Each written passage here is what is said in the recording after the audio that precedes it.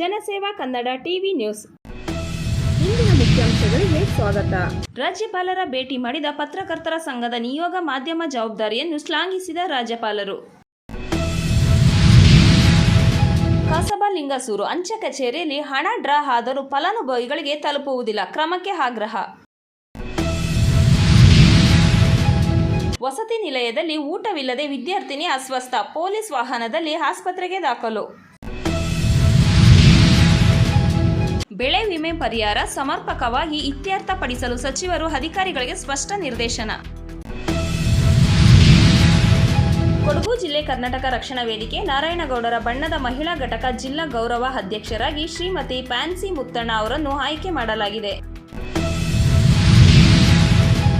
ಕುಶಾಲನಗರ ತಾಲೂಕಿನ ಕರ್ನಾಟಕ ರಕ್ಷಣಾ ವೇದಿಕೆ ನಾರಾಯಣಗೌಡರ ಬಣ್ಣದ ಉಪಾಧ್ಯಕ್ಷರಾಗಿ ಶ್ರೀ ವಾಣಿ ಸುರೇಶ್ ಅವರನ್ನು ಆಯ್ಕೆ ಮಾಡಲಾಗಿದೆ.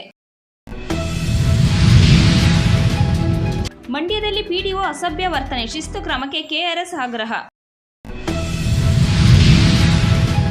ಶಿಕ್ಷಕರ ಸಮಸ್ಯೆಗಳ ಬಗ್ಗೆ ಮಾತನಾಡಲು ನನಗೆ ಮತ ನೀಡಿ, ವಾಟಾಳ್ ನಾಗರಾಜ್ ರವರ ಹೇಳಿಕೆ. ಡಾಕ್ಟರ್ ಯತೀಂದ್ರಗೆ ಎಂಎಲ್ಸಿ ಸ್ಥಾನ, ಸಿಎಂ ಸಿದ್ದರಾಮಯ್ಯರವರ ವಿಶ್ವಾಸ. ಕಳ್ಳರ ಹಿಡಿಯಲು ಕಳ್ಳರೇ ಹೋಗಬೇಕಾದ ಸ್ಥಿತಿ ನಿರ್ಮಾಣ, ವಾಟಾಳ್ ನಾಗರಾಜ್ ರವರ ವ್ಯಂಗ್ಯ. ಲೈಂಗಿಕ ದೌರ್ಜನ್ಯ ಆರೋಪ ಹೊತ್ತಿರುವ ಹಾಸನದ ಜೆಡಿಎಸ್ ಸಂಸದ ಪ್ರಜ್ವಲ್ ರೇವಣ್ಣರವರಿಗೆ ತಕ್ಷಣ ಮರಳಿ ಭಾರತಕ್ಕೆ ಬರುವಂತೆ, ಅಲ್ಲದೆ ಕಾನೂನು ರೀತಿ ವಿಚಾರಣೆ ಎದುರಿಸುವಂತೆ ಮಾಜಿ ಪ್ರಧಾನಿ ಎಚ್.ಡಿ. ದೇವೇಗೌಡರವರು ಸೂಚಿಸಿದರು. ಅನಗತ್ಯ ಕೌಟುಂಬಿಕ ಮುಜುಗರ ತಪ್ಪಿಸಿದ ನಾಯಕ ವರುಣ್ ಗಾಂಧಿರವರು. ಭಾರತ ಮುಖ್ಯ ಚುನಾವಣಾ ಆಯುಕ್ತರಿಗೆ Z+ ಸೆಕ್ಯುರಿಟಿ.